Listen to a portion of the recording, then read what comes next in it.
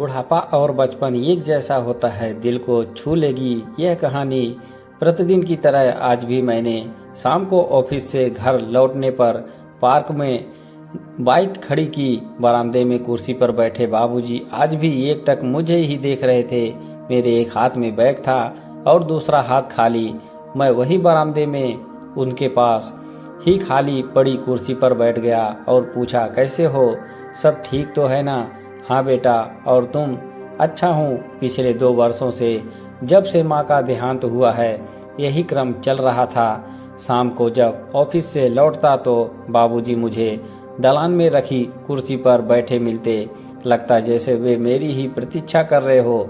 मुझे वे एक मासूम बच्चे की तरह गेट खुलने की ही प्रतीक्षा करते हुए मिलते। इसके बाद वे बाहर घूमने चले जाते और मैं कामों में व्यस्त हो जाता। आज ना जाने क्यों मुझे लगा कि बाबूजी मेरे हाथों की ओर भी देखते हैं। क्या देखते हैं मेरी समझ में ना आया। अपनी टीचर की नौकरी व घर गृहस्थी में व्यस्त प्रीति दीदी हर बार की अपेक्षा इस बार रक्षाबंधन पर एक दिन रुकने का प्रोग्राम बनाकर आई थी। मेरी पत्नी रेनू दोनों बच्चों को लेकर दोपहर में दीदी से राखी बंधवा कर अपने भाई को राखी बांधने मायके चली गई। घर पर बस बाबूजी, मैं और दीदी ही थे।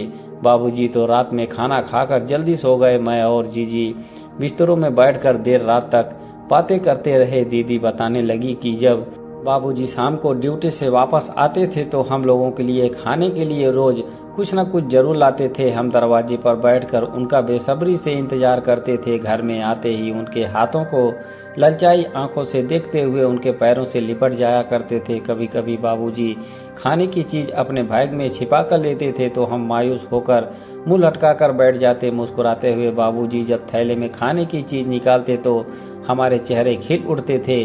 तब समय एवं परिस्थिति के हिसाब से उस बैग में रोज कुछ न कुछ नया होता था। हम बच्चों के खाने के लिए हर माह हम दोनों भाई बहनों को बराबर में बिठाकर बड़े प्यार से खिलाती। कुछ बचता तो माँ बाबूजी भी खाते, वरना हम बच्चों के लिए खिले चेहरे और मन देखकर ही वे दोनों तृप्त हो जाते थे। कभी किसी वजह से बाबूजी को आने में देर हो जाती या उनके हाथ खाली हो तो लगता जैसे पूरा घर उदास हो गया हो। दीदी 2 साल की ही थी, बड़ी थी, दीदी बता रही थी और मेरे मस्तिष्क में बाबूजी का खाली हाथों में कुछ ढूंढना कौध गया। अगले ही क्षण मेरी आंखों से झरझर आंसू बहने लगे। मन हुआ कि फूट फूट कर रो लूं। माँ के चले जाने के बाद घर में विशेष कुछ बनता ना था। पत्नी रेनू के कामकाजी होने के कारण उसे किचन में जाने का समय कम ही मिल पाता था। इसीलिए मेरी शादी के बाद भी माँ जब तक रही तब तक बाबूजी और हमें खाने पीने की विशेष चीजों की कमी ना रही। हे भगवान, मुझसे इतना बड़ा अपराध कैसे हो सकता है? क्यों मैं यह भूल गया कि बच्चे बूढ़े एक समान होते हैं। पिछले वर्षों की व्यस्तता ने मुझे और रेनू को बच्चों एवं बूढ़ों की छोटी मोटी इच्छाओं के बारे में कुछ सोचने का मौका ही न दिया।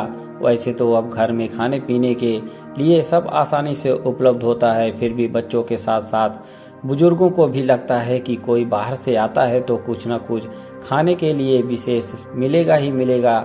मैंने यह बात दीदी को बताई तो मेरे साथ उनके भी आंसू बहने लगे। मन ही मन मैंने कुछ प्रण कर लिया था। दूसरे दिन जब मैं ऑफिस से लौटा तो आज भी बाबूजी यथावत उसी जगह व उसी मुद्रा में बैठे मिले। मैं गाड़ी की डिग्गी में से एक हाथ में बैग और दूसरे हाथ में गरम जलेबी का लिफाफा निकालकर बाबूजी की ओर बढ़ गया। बैग के अलावा दूसरे हाथ में लिफाफा देखकर बाबूजी की आंखों में चमक आ गई। लिफाफा उनके हाथ में देकर मैं उनके बाजू में रखी कुर्सी पर बैठ गया। उन्होंने उत्सुकता से लिफाफा खोला और जलेबी देखकर बाल सुलभ मुस्कुराहट उनके चेहरे पर फैल गई। मेरी आंखें भी भीग गई। दोस्तों, कहानी कैसी लगी कमेंट बॉक्स में जरूर बताएं। हमारे चैनल पर बने रहने के लिए आप सभी का धन्यवाद।